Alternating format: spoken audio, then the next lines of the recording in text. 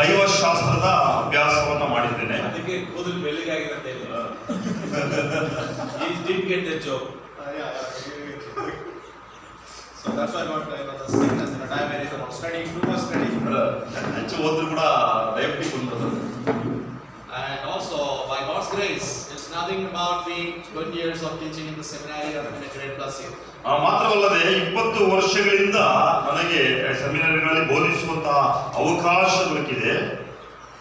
And it is all happened, all this education happened not by my choice or my parents' choice, or it is by God's choice. ಈ ಎಲ್ಲ ಒಂದು ವಿದ್ಯಾಭ್ಯಾಸ ನನ್ನ ಪೋಷಕರಿಂದಾಗಲಿ ನನ್ನಿಂದಾಗಲಿ ಬಂದಂತ ಆಯ್ಕೆ ಅಲ್ಲ, ಆದ್ರೆ ದೇವರಿಂದ ಬಂದಂತ ಒಂದು ಕಾರ್ಯ. And more than all, I am thankful that I am able to preach gospel to one-on-one with people. ನಾನು ದೇವರಿಗೆ ಸ್ತೋತ್ರ ಹೇಳ್ತೇನೆ, ಯಾಕಂದ್ರೆ ನಾನು ಸುವಾರ್ತೆಯನ್ನ ಒಬ್ಬೊಬ್ಬರಿಗೂ ಸಹ ತಲುಪಿಸುವಂತ ಕಾರ್ಯ ಮಾಡಿದ್ದೇನೆ. As pastors, we are also evangelists. ಸಭಾಪಾಲಕರು ಸುವಾರ್ತಿಗಳು ಕೂಡ ಆಗಿರ್ತಾರೆ. Ephesians 4, we find that the ascended God, ascension, after his ascension, he has sent a gift to the church, and the Holy Spirit sending the gift to the church, and that's what you find pastors and teachers, and you find that evangelists and prophets. ನಾವು ಎಫೆಸ ಪತ್ರಿಕೆ 4ನೇ ಓದ್ತೇವೆ, ಅದು ಪರಲೋಕ ರಾಜ್ಯಕ್ಕೆ ಏರಲ್ಪಟ್ಟಂತ ಕರ್ತನು ಪವಿತ್ರಾತ್ಮ ಮೂಲಕವಾಗಿ ತಿರುಗಾ ಸಭೆ ಮೇಲೆ ಇಳಿದು ಅಲ್ಲಿ ನೋಡ್ತೇವೆ ಸಭಾಪಾಲಕರು, ಸುವಾರ್ತಿಕರು, ಪ್ರವಾದಿಗಳು, ಬೋಧಕರು ಎಂಬುದಾಗಿರುವಂತಹ ಒಂದು ಸೇವೆಯ ಕುರಿತಾಗಿ ನೋಡ್ತೇವೆ. If you are a pastor, you are an evangelist, and you are a gift given by the Holy Spirit to the church. ನೀನು ಸಭಾಪಾಲಕನಾಗಿದ್ದು ಸುವಾರ್ತಿಕನಾಗಿರುವುದಾದ್ರೆ ಅದು ಪವಿತ್ರಾತ್ಮ ಮೂಲಕವಾಗಿ ನಿಮಗೆ ಕೊಡಲ್ಪಟ್ಟಂತ ಒಂದು ವರದಾನವಾಗಿದೆ. And even if you are doing an evangelism, work of evangelism, sharing gospel with a person, that is a great ministry. ನೀವು ಒಬ್ಬ ವ್ಯಕ್ತಿಯ ಜೊತೆಯಲ್ಲಿ ಸುವಾರ್ತೆಯನ್ನ ಅಥವಾ ಪರಿಶುದ್ಧಾತ್ಮನ ಕ್ರಿಯೆಯನ್ನ ನೀವು ಪರಿಶುದ್ಧಾತ್ಮನ ಕಾರ್ಯ ಅಂತ ನೋಡಬಹುದು. Paul taught Timothy to do the work of an evangelist. ಪೌಲನು ತಿಮೋಥಿಗೆ ಹೇಳಿದ ನೀನು ಸೌವಾರ್ತಿಕನ ಕೆಲಸವನ್ನು ಮಾಡೋದ್ರಲ್ಲಿ ಮರೆಯಬೇಡ ಎಂಬುದಾಗಿ. Pastors are in a motorbike or in a bicycle or car, they go around, meet with people and share gospel. The people of the world think that this is the this is the easiest job. ಸಭಾಪಾಲಕರು cycle ಮೇಲೆ ಅಥವಾ ಬೈಕ್ಗಳ ಮೇಲೆ ಕಾರ್ಗಳಲ್ಲಿ ಹೋಗುವಂತಹ ಸೇವೆ ಮಾಡುತ್ತಾ ಇರ್ತಾರೆ. ಜನ ತಿಳ್ಕೊತಾರೆ ಇದು ಬಹಳ ಸರಳವಾದ ಕೆಲಸ ಎಂಬುದಾಗಿ. But no ministry in the Christian world is easy and simple. And if you are doing the work of evangelism, Bible calls it as a work. ಯಾವ ಒಂದು ಸೇವೆಯು ಕೂಡ ಬಹಳ ಸರಳವಾಗಿರುವುದಿಲ್ಲ ಅಥವಾ ಅದು ಬಹಳ ಈಸಿ ಇರುವುದಿಲ್ಲ, ಆದ್ರೆ ಅದು ದೇವರ ಆತ್ಮನ ಕೆಲಸವನ್ನು ನೋಡ್ತೇವೆ. You are working with the unbelievers and you are working with the believers.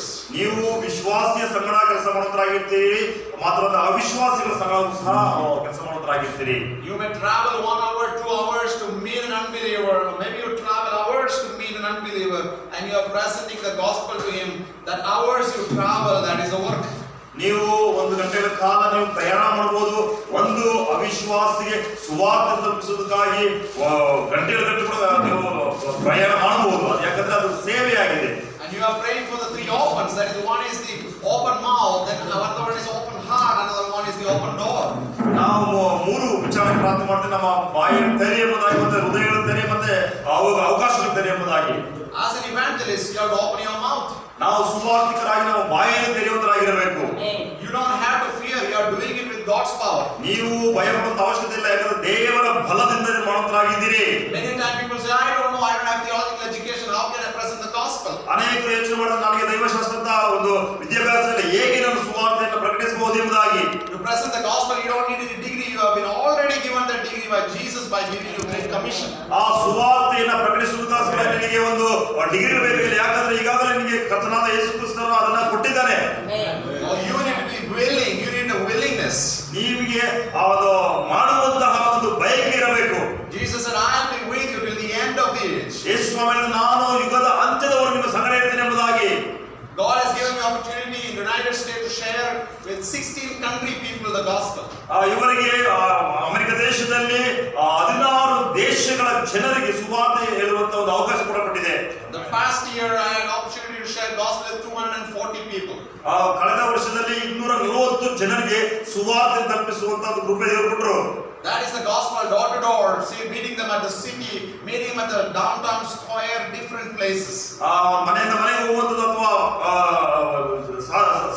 ಸಾರ್ವಜನಿಕ ಸ್ಥಳಗಳಲ್ಲಿ ಸಂಧಿಸುವುದು, ಅವರಿಗೆ ಸುವಾರ್ತೆ ಸಾರುವಂತ ಕೆಲಸ ಮಾಡಿದ್ದೇನೆ. I also meet people I call them for coffee and have coffee with people one-on-one and couples and have chat with them and ask them about their understanding of the gospel and ask them about the understanding of the church.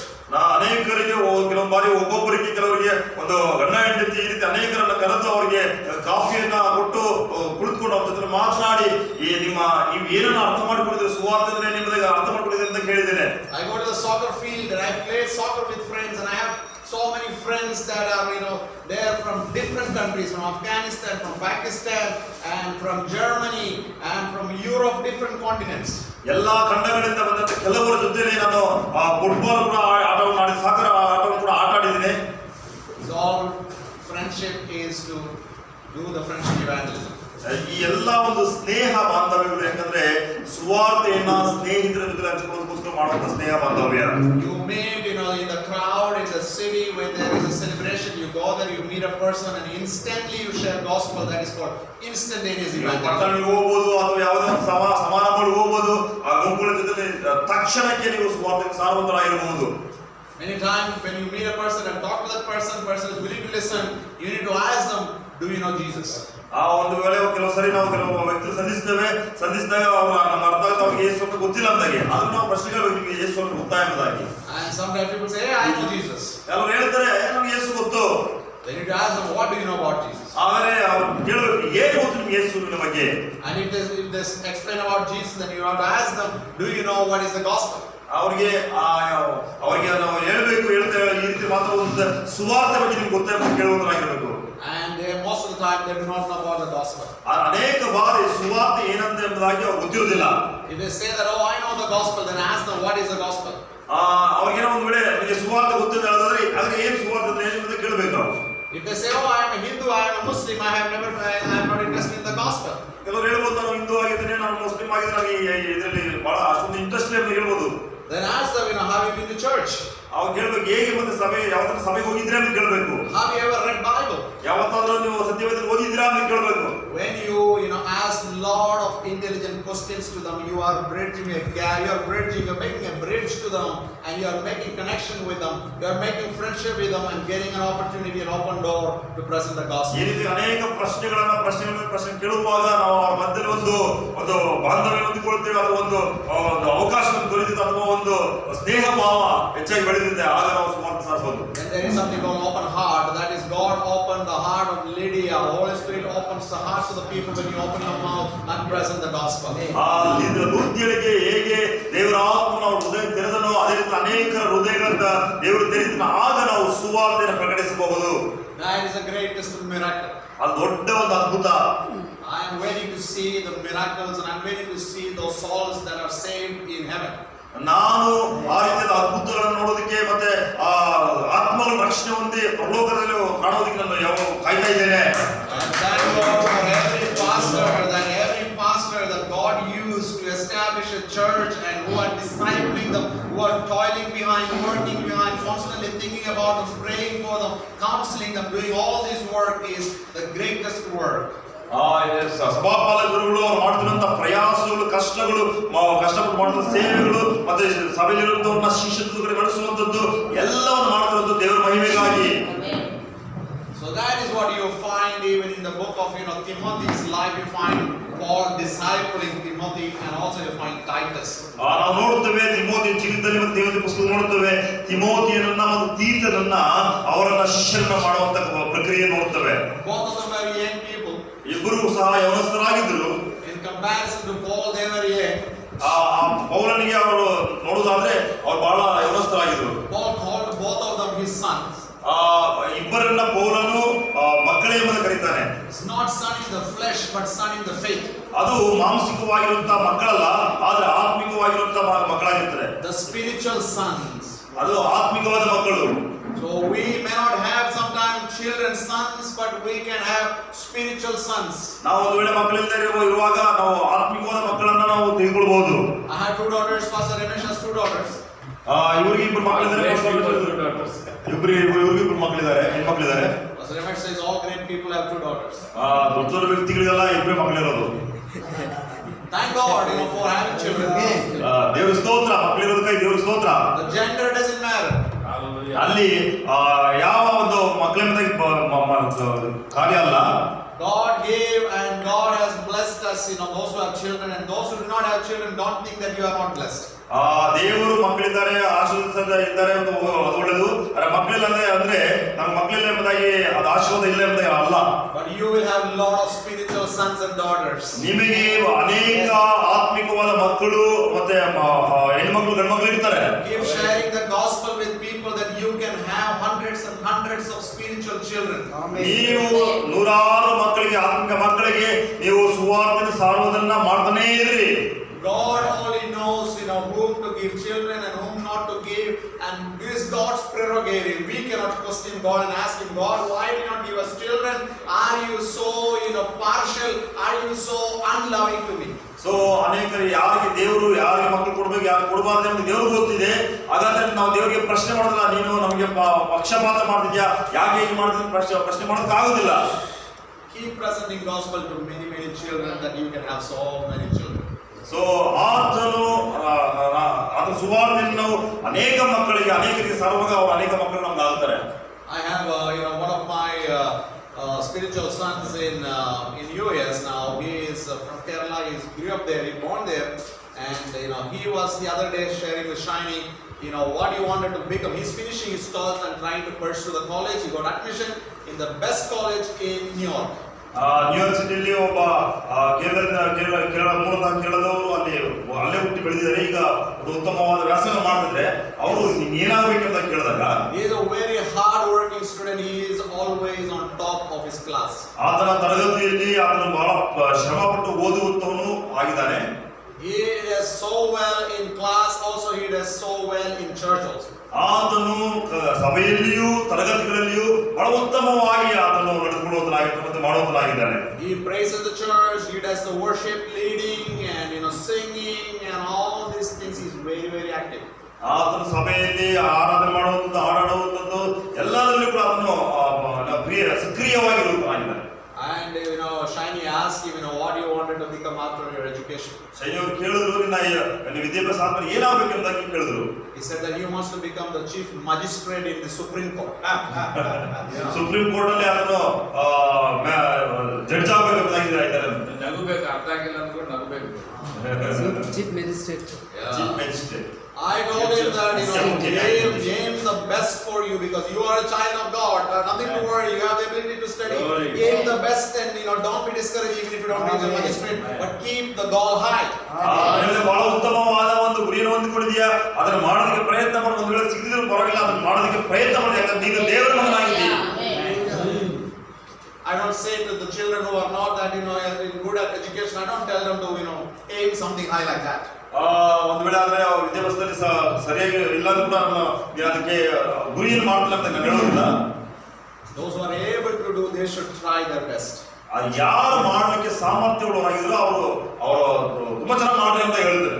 Some children may not be able to do that much in their scoring. They are not able to do 100% scoring. So such children, you cannot push them so much high and ask them to keep that big target which they can never achieve. ಕೆಲ ಮಕ್ಕಳಿಗೆ ಹೆಚ್ಚಾಗಿ ಅಂಕ ಗಳಿಸೋದಕ್ಕೆ ಆಗುದಿಲ್ಲ. ಅಂತ ಮಕ್ಕಳನ್ನ ದೊಡ್ಡ ಮಾಡೋ, ಹಾಗೆ ಮಾಡೋ, ಹೀಗೆ ಮಾಡೋ ಅಂತ ಹೇಳೋದಕ್ಕೆ ಆಗಲ್ಲ.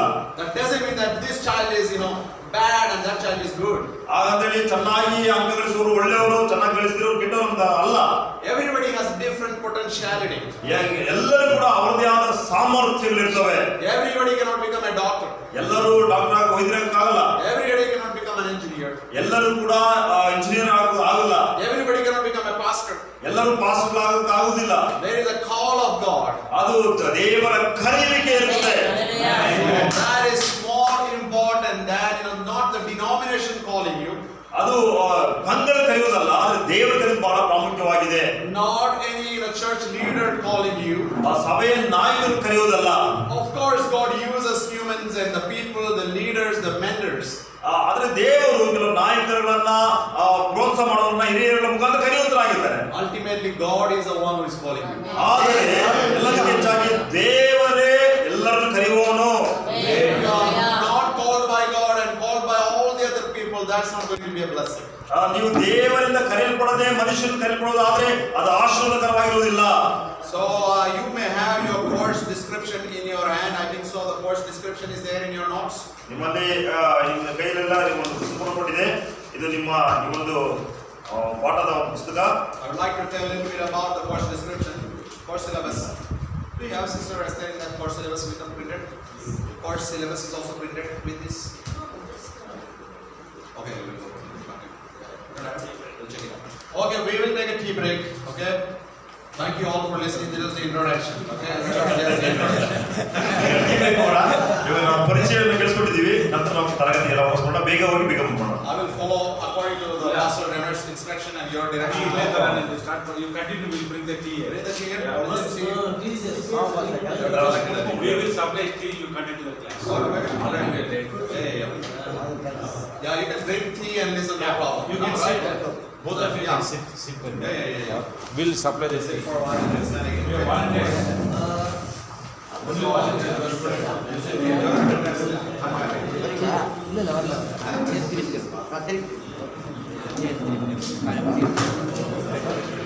Laptop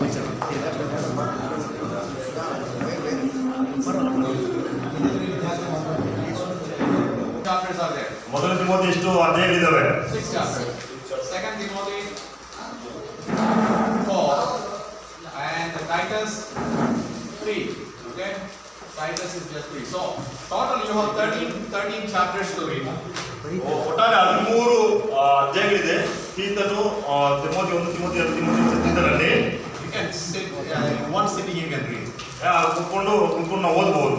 You can sit one sitting and read First Timothy. ಒಂದು ಬಾರಿ ಅಂತ ಮೊದಲ ತಿಮೋಥಿ ಓದಬಹುದು. Then get up and relax a little bit and come back and sit and finish off Second Timothy also. ಎರಡನೇ ತಿಮೋಥಿ ಕೂಡ ನೀವು ಓದಿ ಮುಗಿಸಬಹುದು. And take a break and come back and read Titus. ನಂತರ ತೀತನು ಕೂಡ ಓದಿ ಮುಗಿಸಬಹುದು. So if you are interested to listen audio, you can listen audio. ಇದರಿಂದ ಒಂದು audio ಕೂಡ ಕೇಳೋದ್ರೆ ಕೇಳಬಹುದು. But listen in your heart language. ನಿಮ್ಮ ಮಾತೃಭಾಷೆಯಲ್ಲಿ ಕೇಳಿಸ್ಕೊಳ್ರಿ ಅಥವಾ ನಿಮ್ಮ ಮಾತೃಭಾಷೆ ಓದ್ರಿ. And whatever that you finish reading after these 13 chapters, only assignment that you have is one page sheet, one sheet. We can provide you one sheet, a blank page so that you can write it. I have successfully read First Timothy, Second Timothy and Titus.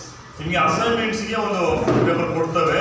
ಈ ಮೊದಲ Timothy, ಎರಡನೇ Timothy, ತೀತನು ಬರೆದಾಗ ಓದಿದಾಗ ಇದನ್ನು ಓದಿದ್ದೀನಿ ಎಂಬುದನ್ನು ನೀವು ಅಲ್ಲಿ ಬರೀಬೇಕಾಗುತ್ತೆ. And after that you write, submitted by so and so, submitted to, ನೀವು ಇದು ಯಾರಿಂದ ನೀವು ನಿಮ್ಮ ಹೆಸರು ಮತ್ತೆ ಯಾರಿಗೆ ಸಬ್ಮಿಟ್ ಮಾಡ್ತೀರಾ ಅದನ್ನು ಬರೆದು ಹೋಗ್ಬೇಕಾಗುತ್ತೆ. And if you have any questions that stands out as you read, some questions are standing out, coming up in your mind from the passage, something that jumped out, some questions that jumped out. Keep writing that only, that you can write it down so that we can discuss during the course. ನಿಮಗೆ ಏನಾದರೂ ಪ್ರಶ್ನೆಗಳು ಉಂಟಾದಲ್ಲಿ ತರಗತಿ ಮಧ್ಯದಲ್ಲಿ ಪ್ರಶ್ನೆ ಉಂಟಾದ್ರೆ ಅದನ್ನು ಬರೆದಿಟ್ಕೊಳ್ರಿ. ನಾವು ಅದನ್ನ ಪ್ರಶ್ನೋತ್ತರದ ಸಮಯದಲ್ಲಿ ಅದನ್ನು ನಾವು ಡಿಸ್ಕಸ್ ಮಾಡೋಣ. Thursday afternoon we can keep a time for that question answer. ಗುರುವಾರ ಮಧ್ಯಾಹ್ನ ಆ ಒಂದು ಪ್ರಶ್ನೋತ್ತರ ಸಮಯ ಇಟ್ಕೊಳ್ಳೋಣ. ಅದನ್ನ ಪ್ರಶ್ನೆ ಈಗ ಏನೇ ಪ್ರಶ್ನೆಗಳು ಬಂದರೂ ಕೂಡ ನೀವು ಇವು ಪ್ರಶ್ನೆಗಳಿಗೆ ಕೇಳಬೇಡ್ರಿ, ಅದನ್ನ ಬರೆದಿಟ್ಕೊಳ್ರಿ. ನಿಮ್ಮ ಪುಸ್ತಕ ಕೂಡ ಪಟ್ಟಿದೆ, ಬುಕ್ಸ್ ಕೂಡ ಪಟ್ಟಿದೆ, ಅದನ್ನ ಬರೆದಿಟ್ಕೊಳ್ರಿ. ಯಾವ ಪ್ರಶ್ನೆ ಇದೆ, ಏನು ಈ ಸಬ್ಜೆಕ್ಟ್ ಸಂಬಂಧಪಟ್ಟದ್ದು, ಈ ಒಂದು ತರಗತಿಗೆ ಸಂಬಂಧಪಟ್ಟಿದ್ದು, ಈ ಒಂದು ವಿಷಯಕ್ಕೆ ಸಂಬಂಧಪಟ್ಟಿದ್ದು ಏನೇ ಪ್ರಶ್ನೆಗಳು ಬರೆದಿಟ್ಕೊಳ್ರಿ. ಗುರುವಾರ ಮಧ್ಯಾಹ್ನ ಪ್ರಶ್ನೋತ್ತರ ಸಮಯ, ಆಗ ನೀವು ಪ್ರಶ್ನೆ ಕೇಳೋದಾದ್ರೆ ಸರ್ ಅದಕ್ಕೆ ಉತ್ತರ ಕೊಡುವುದಾಗಿದ್ದಾರೆ. ಫಸ್ಟ್ ಮೈಕ್ ಚೇಂಜ್ ಮಾಡಿ. Okay. ಸರಿ. So he needs more sound than me. Yeah. He needs better mic. No. ಸರಿ. You are sending 50 countries. Oh, amen. That's great. Tomorrow I will bring a wireless one. Wireless, okay. So then you need to write that one page, just one page. I have successfully completed First Timothy, Second Timothy and Titus, and submitted to Postburgis, submitted by so and so. Then write the date. That's it. That page you can submit when you come to class tomorrow or day after tomorrow. ಈ ಒಂದು ಎಲ್ಲ ಈ 3 ಪತ್ರಿಕೆಗಳನ್ನು ಓದಿದ್ದೇನೆ ಎಂಬುದಾಗಿ ನಾನು ಮೊದಲ Timothy ಓದಿದ್ದೇನೆ, ಎರಡನೇ ತಿಮೋಥಿ ಓದಿದ್ದೇನೆ, ಮೂರನೇ ತೀತನು ಓದಿದ್ದೇನೆ, ಎಲ್ಲ ಓದಿ ಮುಗಿಸಿದ್ದೇನೆ ಎಂಬುದಾಗಿ ಯಶಸ್ವಿ ಮುಗಿಸಿದ ಬರೆದುಬಿಟ್ಟು ಅದರಲ್ಲಿ ಸಬ್ಮಿಟೆಡ್ ಟು ಡಾಕ್ಟರ್ ಪೋಸ್ಟ್ಬರ್ಗೀಸ್, ಸಬ್ಮಿಟೆಡ್ ಬೈ ನಿಮ್ಮ ಹೆಸರು ಹಾಕಿ, ಸಬ್ಮಿಟೆಡ್ ಆನ್ ಯಾವತ್ತು ಮುಗಿಸಿದ್ರೆ ನಾನು ಬರೆದ್ಬಿಟ್ಟು ಅವ್ರು ಸಬ್ಮಿಟ್ ಮಾಡಬೇಕು. And you will also have another 3 quizzes happening. 3 quizzes. Quiz. 3 ವಿಷಯಗಳನ್ನು ನಾವು ಓದಕ್ಕಿದ್ದೇವೆ. One is pastoral qualifications. ಮೊದಲಾಗಿ ವೈಯಕ್ತಿಕವಾಗಿರುವಂತಹ ಒಂದು ಕ್ವಾಲಿಫಿಕೇಶನ್ ಬಗ್ಗೆ. That we fill in the blanks.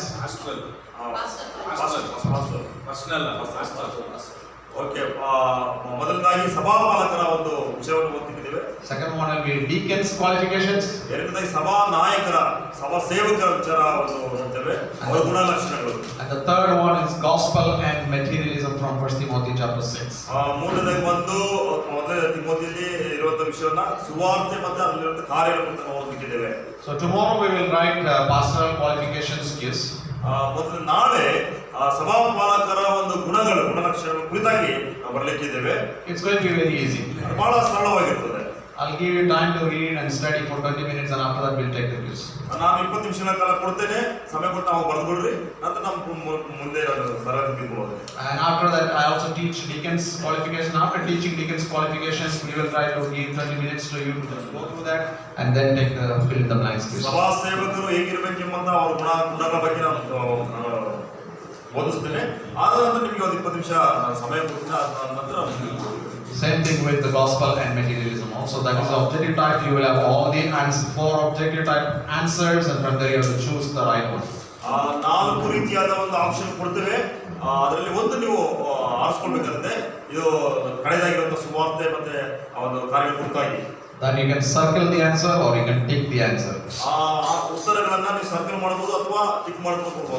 But do only one circle for one answer. ಒಂದು ಪ್ರಶ್ನೆಗೆ ಒಂದು ಉತ್ತರಕ್ಕೆ ಒಂದೇ ಸರ್ಕಲ್ ಇರಬೇಕು.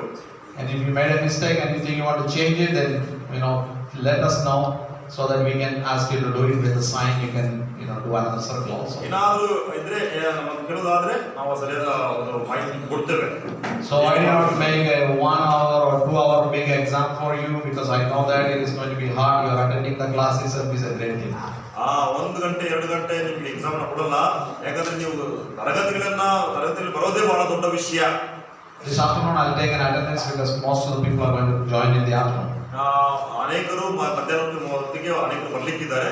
ಆಗ ಮಧ್ಯಾಹ್ನ ನಾನು attendance ತೆಗೆದುಕೊಳ್ಳಲಿಕ್ಕಿದ್ದೇನೆ. Your attendance is compulsory and important for you that you can graduate the course. ಈ ಒಂದು ಅಟೆಂಡೆನ್ಸ್ ಬಹಳ ಪ್ರಾಮುಖ್ಯ, ಹಾಗಾಗಿ ನಿಮಗೆ ಗ್ರಾಜುಯೇಷನ್ ಸಿಗ್ತದೆ. Whatever I am discussing, you may sometimes doze off, sometimes you may take a nap in between, but still then I want you to pay attention to what you hear. So ಅನೇಕ ಬಾರಿ ತರಗತಿಯಲ್ಲಿ ನಿಮಗೆ ನಿದ್ದೆ ಬರುವಂತದ್ದಾಗಿರ್ತದೆ, ಆದರೂ ಕೂಡ ನೀವು ತರಗತಿಗಳಲ್ಲಿ ನೀವು ಆಕ್ಟಿವಾಗಿರಬೇಕು. This is a 20 hours of teaching class, but I may not take 20 hours, but I will do what needs to be taught in 20 hours. I'll be discussing maybe in 15 hours or 12 hours. I'll be covering that much portion and you are thinking through your separate study that you are doing, your reading you are doing, your quiz you are taking. All these things include 20 hours. ನಾನು ಒಟ್ಟಾರೆ 20 ಗಂಟೆಗಳ ಕಾಲ ನಿಮಗೆ ಈ ಬೋಧನಾ ಕಾರ್ಯದಲ್ಲಿ ತೆಗೆದುಕೊಂಡು ಹೋಗ್ತೇನೆ. ಅದರಲ್ಲಿ 15 ಗಂಟೆಗಳ ಕಾಲ ನಿಮಗೆ ಬೋಧಿಸ್ತೇನೆ. ಉಳಿದ ಕಾಲ ನೀವು ಈ ಒಂದು ಬರೆಯುವಂತ ಕಾರ್ಯ ಅಥವಾ ಓದುವಂತ ಕಾರ್ಯ ಎಲ್ಲವೂ ಅದರಲ್ಲಿ ಸೇರಲ್ಪಡ್ತದೆ. So that course syllabus will try to print it out for you so that you have a better idea.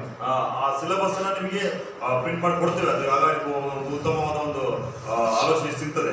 So as we look at 1 Timothy, we have so much there. You find the making of a gospel-centered leader. You find this 2 Timothy. Sorry, I need to get my right one. This is my yeah. Sorry. ಬಹಳ ಪ್ರಾಮುಖ್ಯದ ಒಂದು ಪತ್ರಿಕೆ, ಯಾಕಂದ್ರೆ ದೇವರಿಂದ ಹೇಳಲ್ಪಟ್ಟಂತ ಒಂದು ಪತ್ರಿಕೆಗಳಾಗಿದ್ದಾವೆ. 1 Timothy is a timely book because it was essential for Timothy at that point of time. ಮೊದಲನೇ Timothy ಪತ್ರಿಕೆ ಬಹಳ ಪ್ರಾಮುಖ್ಯತೆ, ಯಾಕಂದ್ರೆ ಆತನಿದಂತ ಸಮಯಗಳಿಗೆ ಅದಕ್ಕೆ ಅದು ಬಹಳ ಪ್ರಯೋಜನಕವಾಗಿತ್ತು ಪತ್ರಿಕೆ. Paul deals with Timothy's life that he was timid and he was feeling insecure and all kinds of scenario. ತಿಮೋಥಿಗೆ ಬಹಳವಾದ ಒಂದು ಗಂಭೀರವಾದ ಸಮಸ್ಯೆಗಳಿತ್ತು. ಆತನಿಗೆ ಅದರಲ್ಲಿದ್ದಂತ ಕೆಲವೊಂದು ನ್ಯೂನತೆಗಳಿಂದ ಆತನು ಒಂದು ಕಷ್ಟಪಡುವನಾಗಿದ್ದರು. There were false teachers that he had to teach the false teachers and he had to teach the believers how to face the false teachers. ಅಲ್ಲಿ ಅನೇಕ ಸುಳ್ಳು ಬೋಧಕರು ಆ ದಿನಗಳಲ್ಲಿ ಇದ್ದಿದ್ರಿಂದ ವಿಶ್ವಾಸಿಗಳಿಗೆ ಆ ಸುಳ್ಳು ಬೋಧಕರ ವಿಚಾರವಾಗಿ ಒಂದು ಕಲಿಸಿಕೊಡ್ಬೇಕಾಗಿತ್ತು. And this book is essential for every pastor. We will be looking at those qualifications. ಈ ಒಂದು ಪತ್ರಿಕೆ ಬಹಳ ಪ್ರಾಮುಖ್ಯವಾದಂತದ್ದು ಪ್ರತಿಯೊಂದು ಸಭಾಪಾಲಕರಿಗೂ. It is not that you do not know those qualifications. ಅದು ನಿಮಗೆ ಗೊತ್ತಿಲ್ಲ ಅಂತಲ್ಲ ಈ ಒಂದು ಗುಣಗಳ ಬಗ್ಗೆ. You know it, but it is important for us to every week read through this. ಪ್ರತಿ ವಾರವೂ ಕೂಡ ಇದರಲ್ಲಿ ಓದಿದ್ರೆ ಬಹಳ ಪ್ರಾಮುಖ್ಯವಾಗಿರ್ತದೆ. Sometimes people say, oh, this is for pastors and why we believers have to learn. ಕೆಲವೊಂದು ಬಾರಿ ಅನ್ಬೋದು ಇದು ಬರೀ ಪಾಸ್ಟರ್ ಮಾತ್ರ ಸಭಾಪಾಲಕರು ಮಾತ್ರ ಯಾಕೆ ವಿಶ್ವಾಸ ಓದಬೇಕೆಂಬುದಾಗಿ. This is not only for pastors, this is also dealing with how a woman should function, how a church should function, and all these things. So this is for the entire church to learn. ಈ ಒಂದು ಪತ್ರಿಕೆಯು ಇಡೀ ಸಭೆಗೆ ಬರೆಯಲ್ಪಟ್ಟ ಹೇಗೆ ಸಭೆ ಕಾರ್ಯನಿರ್ವಹಿಸಬೇಕು, ಹೇಗೆ ಒಂದು ಸ್ತ್ರೀಯರ ವಿಚಾರ ನಡೆದುಕೊಳ್ಳಬೇಕು, ಹೇಗೆ ಸಭಾ ಸೇವಕರ ವಿಚಾರ ನಡೆದುಕೊಳ್ಳಬೇಕು, ಎಲ್ಲ ವಿಚಾರದಲ್ಲಿ ಬರೆಯಲ್ಪಟ್ಟಿದೆ. It is essential for Timothy. ಇದು ತಿಮೋಥಿನಿಗೆ ಇದು ಬಹಳ ಪ್ರಾಮುಖ್ಯವಾಗಿತ್ತು. It is essential for every pastor. ಈಗ ಎಲ್ಲಾ ಸಭಾಪಾಲಕರು ಇದು ಪ್ರಾಮುಖ್ಯವಾಗಿದೆ. It is also essential and important for every believer. ಆದರೂ ಜೊತೆಯಲ್ಲಿ ಎಲ್ಲಾ ವಿಶ್ವಾಸಿಗಳಿಗೆ ಇದು ಪ್ರಾಮುಖ್ಯತೆ ಉಳ್ಳದಾಗಿದೆ. So it is important for every church member because they need to know how they are to function in God's church. ಎಲ್ಲಾ ವಿಶ್ವಾಸಿಗಳು ಕೂಡ ತಿಳಿಯಬೇಕಾಗಿದೆ. ಯಾಕಂದ್ರೆ ಹೇಗೆ ಸಭೆಯು ಕಾರ್ಯನಿರ್ವಹಿಸುತ್ತೆ ಎಂಬುದಾಗಿ ಅವ್ರಿಗೆ ಗೊತ್ತಾಗಿರಬೇಕು. And this book is also, you find that it is filled with hope. Filled with hope. ಈ ಒಂದು ಪತ್ರಿಕೆಯು ನಿರೀಕ್ಷೆಯೊಂದಿಗೆ ತುಂಬಲ್ಪಟ್ಟಿದೆ ನೋಡುತ್ತೇವೆ. You find it in the first verse, you find Paul, an apostle of Jesus. Thank you. By command or command of God, our Savior, and Christ Jesus, our hope. Verse 1. ಮೊದಲ Timothy 1ನೇ ಅಧ್ಯಾಯ 1ನೇ ವಚನ ಯಾವುದು? நம்முடைய ரட்சகராய் இருக்கிற தேவனும் நம்முடைய நம்பிக்கையா இருக்கிற கர்த்தராகிய இயேசு கிறிஸ்துவும் கட்டளையிட்டபடியே இயேசு கிறிஸ்துவின் அப்போஸ்தலனாக இருக்கிற பவுல். It says, ರಕ್ಷಕನಾದ ದೇವರಿಂದಲೂ ನಮ್ಮ ನಿರೀಕ್ಷೆಗೆ ಆಧಾರವಾಗಿರುವ ಕ್ರಿಸ್ತ ಯೇಸುವಿನಿಂದಲೂ ನೇಮಿಸಲ್ಪಟ್ಟ ಕ್ರಿಸ್ತ ಯೇಸುವಿನ ಅಪೊಸ್ತಲನಾದ ಪೌಲನು ನಂಬಿಕೆ ನಿರೀಕ್ಷೆ ಇದೆಯಲ್ಲ, ನಿರೀಕ್ಷೆ. Here we read that God is our Savior. ಇಲ್ಲಿ ನಾವು ನೋಡ್ತೀವಿ ನಮ್ಮ ದೇವರು ನಮ್ಮ ರಕ್ಷಕನಾಗಿದ್ದಾನೆ. Our God is a saving God. ನಮ್ಮ ದೇವರು ರಕ್ಷಿಸುವ ದೇವರಾಗಿದ್ದಾನೆ. Our God is a missionary God. ನಮ್ಮ ದೇವರು ಸೇವೆಯನ್ನ ಮಾಡುವ ದೇವರಾಗಿದ್ದಾನೆ. Our God sent His Son Jesus to this world as a missionary. The first missionary came to this world. ದೇವರು ತನ್ನ ಮಗನನ್ನ ಈ ಲೋಕಕ್ಕೆ ಮೊದಲನೇ ಮಿಷನರಿ ಆಗಿ ಕಳಿಸಿದ್ದಾನೆ. So as we read 1 Timothy, we understand that our God is a saving God who saved us. He will also save many people. ಹಾಗಾಗಿ ಮೊದಲನೇ ತಿಮೋಥಿಯಲ್ಲಿ ನಮ್ಮ ರಕ್ಷಕನು ದೇವರಿಂದಲೂ ನಮ್ಮ ನಿರೀಕ್ಷೆಗೂ ಆಧಾರವಾಗಿ ಕ್ರಿಸ್ತ ಯೇಸು ಕ್ರಿಸ್ತನಿಂದಲೂ ನೇಮಿಸಲ್ಪಟ್ಟಿದ್ದಾರೆ ಎಂಬುದಾಗಿ ಆತ ಹೇಳ್ತಾನೆ. So Paul is trying to say that I am called and commanded by a God who is above. ಆ ಮೇಲೆ ನಿಲ್ಲುವಂತ ದೇವರಿಂದ ಕರೆಯಲ್ಪಟ್ಟು ನಾನು ಕಳಿಸಲ್ಪಟ್ಟನಾಗಿದ್ದೇನೆ ಎಂಬುದಾಗಿ ಹೇಳ್ತಾ ಇದ್ದಾನೆ. Paul was not sent by a nameless deity. ಹೆಸರಿಲ್ಲದ ಅನಾಮಧೇಯ ದೇವರಿಂದ ಪೌಲನು ಕಳಿಸಲ್ಪಟ್ಟಿಲ್ಲ. He is saying that I am sent by a God, that he says that in the command of God the Father and also Jesus Christ. ದೇವರಿಂದಲೂ ಮತ್ತು ಯೇಸು ಕ್ರಿಸ್ತನ ಮಗನಾದ ಯೇಸು ಕ್ರಿಸ್ತನಿಂದಲೂ ನಾನು ಆಜ್ಞಾಪಿಸಲ್ಪಟ್ಟಿದ್ದೇನೆ ಎಂಬುದಾಗಿ ಹೇಳ್ತಾ ಇದ್ದಾನೆ. We are doing the ministry by this great God that is there in the Trinitarian God we serve. ನಾವು ದೊಡ್ಡ ದೇವ ನಾವು ಸರ್ವಶಕ್ತ ದೇವರ ಸೇವೆ ಮಾಡ್ತಾ ಇದ್ದೇವೆ. ಅದರಲ್ಲಿ ತ್ರಯೇಕ ದೇವರನ್ನು ನಾವು ಆರಾಧನೆ ಮಾಡುತ್ತಲಾಗಿದ್ದೇವೆ. So this book is filled with hope because we have a God whom we serve. ಈ ಒಂದು ಪತ್ರಿಕೆಯು ನಿರೀಕ್ಷೆಯೊಂದಿಗೆ ತುಂಬಲ್ಪಟ್ಟಿದೆ. ಯಾಕಂದ್ರೆ ನಾವು ಯಾರಿಗೆ ಸೇವೆ ಮಾಡುವವರಾಗಿದ್ದೀವೋ ಆತ ನಮಗೆ ನಿರೀಕ್ಷಕನಾಗಿದ್ದಾನೆ. And also this book says that Christ Jesus is our hope. ಈ ಪತ್ರಿಕೆ ಹೇಳುತ್ತಿದೆ ಯೇಸು ಕ್ರಿಸ್ತನು ನಮ್ಮ ರಕ್ಷಕನಾಗಿದ್ದಾನೆ. So you find that it is an encouraging reminder. ಹಾಗಾಗಿ ಇದು ಜ್ಞಾಪಿಸುವಂತದ್ದು. So Paul understood that Jesus Christ is the hope for all the people, all the world. ಪೌಲನಿಗೆ ಒಂದು ಅರ್ಥವಾಗಿದೆ, ಇಡೀ ಪ್ರಪಂಚಕ್ಕೆ ಯೇಸು ಕ್ರಿಸ್ತನು ನಿರೀಕ್ಷೆಯುಳ್ಳವನಾಗಿದ್ದಾನೆ ಎಂಬುದಾಗಿ, ಅಥವಾ ಭರವಸೆಯುಳ್ಳವನಾಗಿದ್ದಾನೆ ಎಂಬುದಾಗಿ. That is why Paul traveled extensively in the ancient world and he tried to present the gospel to different regions. ಆ ದಿನಗಳಲ್ಲಿ ಆ ಕಾಲದಲ್ಲಿ ಪೌಲನು ಎಲ್ಲಾ ಪ್ರಾಂತ್ಯಗಳಿಗೆ